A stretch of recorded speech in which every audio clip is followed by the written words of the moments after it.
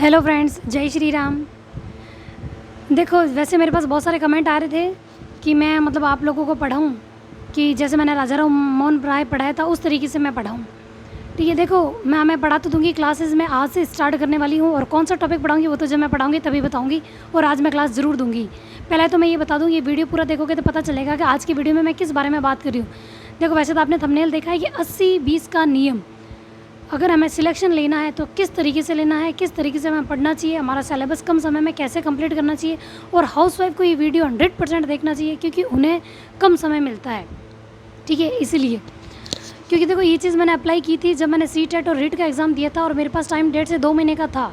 क्योंकि पहले तो मैंने तैयारी करने का वो नहीं था, जैसे कहते हैं ना लॉन्ग टाइम बाद तैयारी शुरू करते हैं तो पढ़ने में मन नहीं लगना, ज़्यादा सिटिंग नहीं होना, कहाँ से शुरुआत करें, कौन सी बुक पढ़ें, ये बहुत सारे कन्फ्यूजन थे मुझे भी।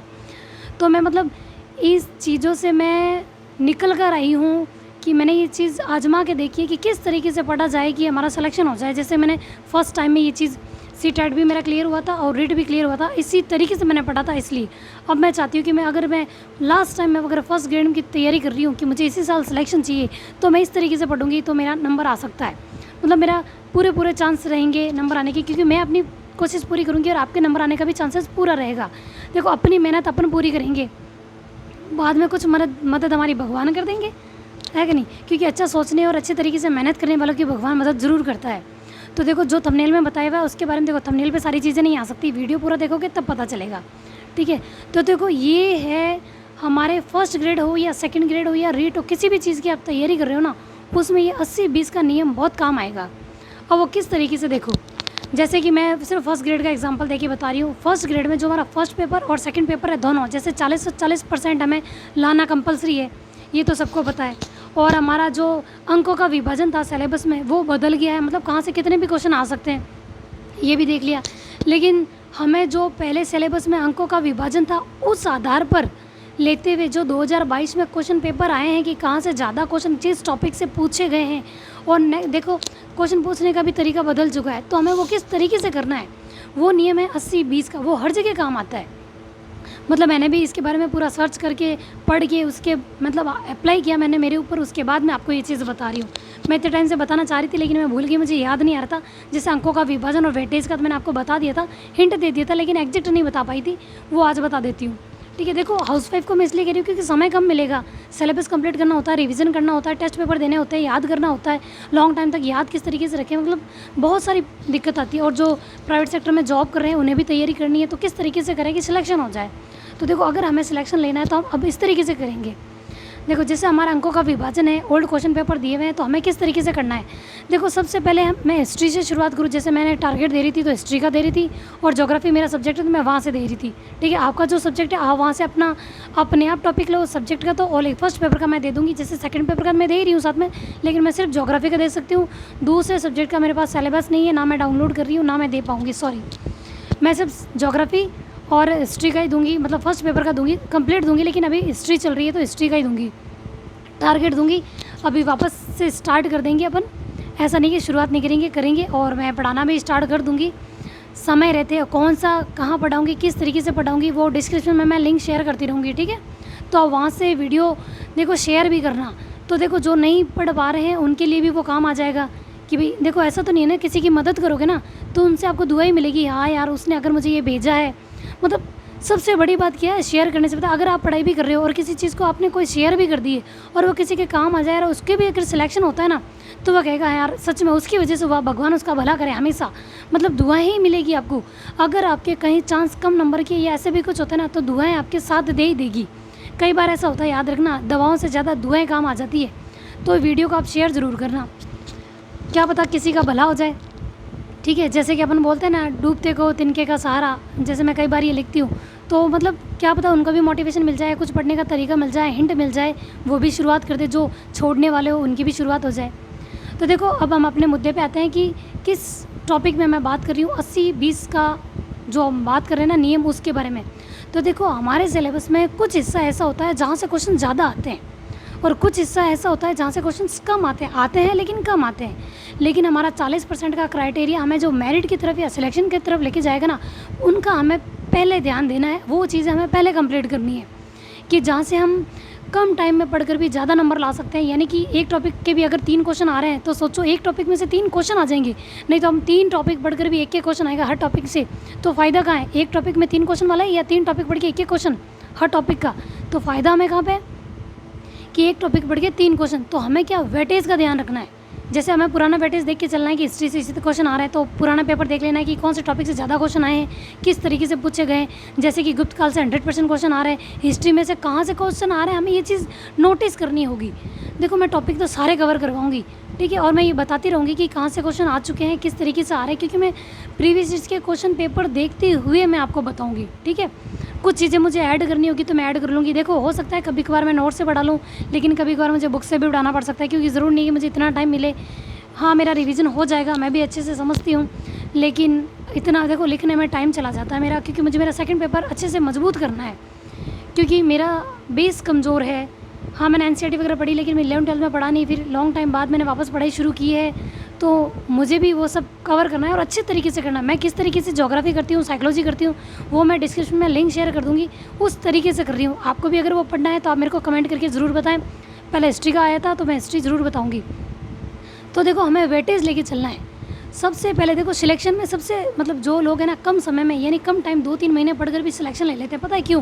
क्योंकि वो उन चीज़ों पे ज़्यादा ध्यान देते हैं जहाँ से ज़्यादा क्वेश्चन आ रहे हैं। वो दिमाग मतलब एक स्मार्ट स्टडी करते हैं, दिमाग लगा के पढ़ते हैं। हम क्या करते हैं पता है, बुक ली पहले टॉपिक से शुरू करते हैं, लास्ट तक पढ़ते रहते हैं। हमें ये भी नहीं पता है कि कहाँ से कितने क्वेश्चन आ रहे हैं, किस तरीके से आ रहा है, बस पढ़ना शुरू करना है कि सिलेबस कवर करना है। और सिलेबस इस तरीके से अब हमें कवर नहीं करना, हमें अब ये नियम अपनाना है 80-20 का, कि कहाँ से ज़्यादा कौन सा पोर्शन ज़्यादा है, हमें पहले वो कवर करना है। जैसे हम पहले हिस्ट्री कवर करेंगे, उसके बाद मैनेजमेंट कवर करेंगे, उसके बाद किस तरीके से वो सीक्वेंस में बताती रहूँगी। पहले मैं बता रही हूँ हिस्ट्री का।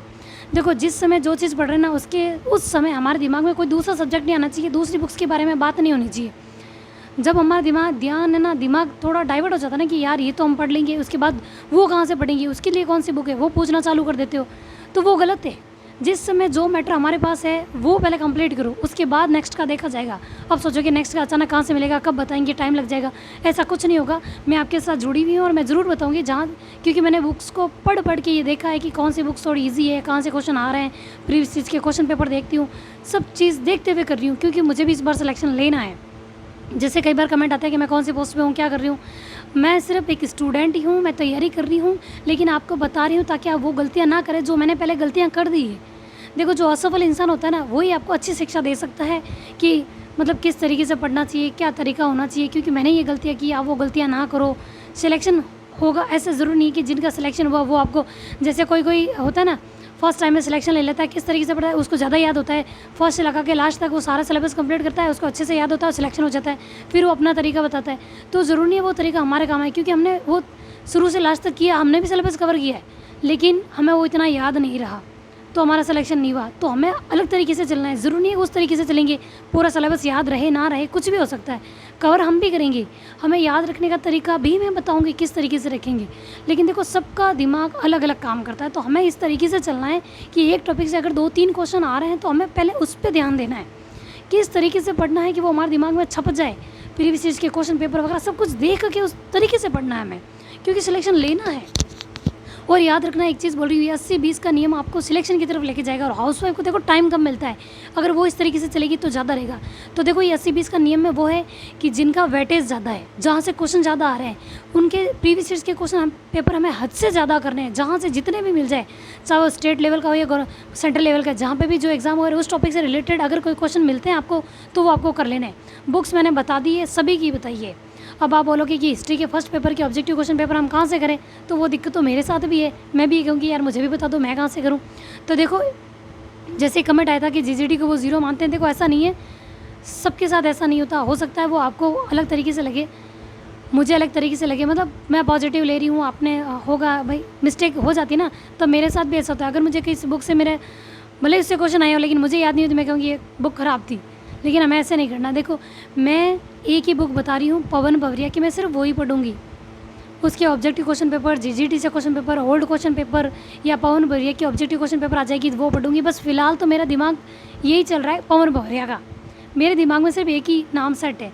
जब मैं उससे सेटिस्फाई हो जाऊँगी कि हाँ मेरे इससे अच्छे खासे क्वेश्चन हो रहे हैं, मेरे गलत नहीं हो रहे हैं, तो मैं दूसरा मैटर नहीं उठाऊँगी। और लग रहा है कि कुछ मैटर की कमी है तो मैं दूसरी बुक की तरफ जाऊँगी, अन्यथा नहीं जाऊँगी। हमें एक बुक पे फोकस करना है, एक ही तरीके से प्रीवियस ईयर के क्वेश्चन पेपर एक मैटर को बार बार पढ़ना है। पढ़ने का तरीका बता दूँगी। और हमें देखो पहले हिस्ट्री को फर्स्ट प्रायोरिटी देनी है, क्योंकि ज़्यादा क्वेश्चन हिस्ट्री से आएंगे और पहले भी आए हैं, ये सबको पता है। और राजस्थान ज्योग्राफी जैसे सेकंड पेपर में ज़्यादा क्वेश्चन आए थे, फर्स्ट पेपर में मतलब देखो जब बदलाव होता है ना क्वेश्चन ज़्यादा आता है। इस बार हो सकता है राजस्थान इतिहास जो है ना, राजस्थान की हिस्ट्री, तो वहाँ से भी क्वेश्चन ज़्यादा आ जाए, हिस्ट्री और कला संस्कृति, क्योंकि जो ज्योग्राफी बदली है तो चेंजेस तो इतिहास में भी हुआ है राजस्थान की, तो वहाँ से भी क्वेश्चन ज़्यादा आने के चांसेस रहेंगी। तो हमें इस बार हिस्ट्री पे पूरा फोकस करना है, ढंग से पढ़ना है। इसलिए मैं बता रही हूँ, अंकों का भार विभाजन जिस तरीके से दिया हुआ है ना, अंकों का डिवाइडेशन, हमें उस तरीके से चलना है। पढ़ना कैसे है वो मैं बता दूँगी। ये 80-20% का नियम, यानी कि हमें वेटेज देखना है, हमें वो 80% कवर नहीं करना है, यानी मतलब हमें ज़्यादा टॉपिक नहीं पढ़ने हैं, कम टॉपिक में ज़्यादा नंबर लाने। टॉपिक हम सारे पढ़ेंगे, लेकिन हमें उन टॉपिक पे ज़्यादा ध्यान देना है, उस वो 20% का मैटर जहाँ हमें ज़्यादा क्वेश्चन मिल जाएंगे उस पर ज़्यादा। मतलब देखो हर सिलेबस में 20% से 30% तक का मैटर ऐसा होता है जहाँ से ज़्यादा क्वेश्चन पूछे जाते हैं, ठीक है। और 70-80% मैटर ऐसा होता है जहाँ से क्वेश्चन कम पूछे जाते हैं, लेकिन मैटर बहुत सारा दिया हुआ होता है। तो हमें इस तरीके से पढ़ना है, ठीक है। मैं हर टॉपिक पढ़ाऊँगी, मैं बताऊँगी तरीका किस तरीके से पढ़ा रहा है। देखो समय लगेगा, ये बता देती हूँ मैं आपको। अगर आप कहीं और से पढ़ रहे हो तो पढ़ लो। अब मतलब फ़ायदा देखो, लोगों का फ़ायदा नहीं उठाना, लेकिन जहाँ अपन को अपना प्रॉफिट मिल रहा है कि हाँ हमें ये चीज़ याद हो रही है, वहाँ आप फ़ायदा उठाओ, समय का फ़ायदा उठाओ, मौके का फ़ायदा उठाओ, लेकिन लोगों का फ़ायदा मत उठाओ, ठीक है। लेकिन हमें इस तरीके से चलना होगा। अगर देखो आप सब लोग तैयार हो कि इस तरीके से चलेंगे, अंकों के विभाजन के अनुसार हम पढ़ें, तो वो मेरे को कमेंट करके बता दें। और जो लोग तैयारी मेरे साथ कर रहे हैं फर्स्ट ग्रेड की, क्या सब्जेक्ट है, देखो वो एक बार मुझे कमेंट करके ये बता दें वो कहाँ से हैं, उनका नाम क्या है, उनका पेपर क्या है, किस तरीके से वो तैयारी करें। एक बार कमेंट करके वो मुझे बता दें, ताकि उनकी भी कोई दिक्कत हो ना तो मैं सॉल्व कर पाऊँ कमेंट करने पर। देखो जैसे कि कुछ कमेंट मेरे पास ये आए हैं कि हमारे 2 डिग्रियाँ कंप्लीट है, किसकी तैयारी करें, सेकंड ग्रेड की, फर्स्ट ग्रेड की, या फिर हमारे डिग्री कंप्लीट नहीं होगी, हमें किस तरीके से जाना चाहिए। तो देखो आप सोच समझ के डिसीजन लो, जिसकी योग्यता आपने कंप्लीट कर ली है या जिनकी कर लोगे उनकी तैयारी करो, ठीक है। जब तक रीट पात्रता क्लियर कर लो, रीट मेंस के लिए तैयारी करना शुरू कर दो। वैकेंसियाँ तो सारी आएगी, लेकिन जिनके लिए एलिजिबल हो ना उनकी तैयारी करो। 2 के चक्कर में जाओगे तो दिक्कत हो जाएगी। और 2 में अगर कन्फ्यूजन है कि किसकी तैयारी करें, तो सिलेबस निकालो और आप देखो कोई कौन सा सिलेबस आपके मतलब आराम से आप कवर कर पाओगे, उस तरीके से करो। क्वेश्चन पेपर वगैरह देख के मतलब हमको ढंग से तैयारी करनी है, ठीक है। तो थैंक यू, जय श्री राम।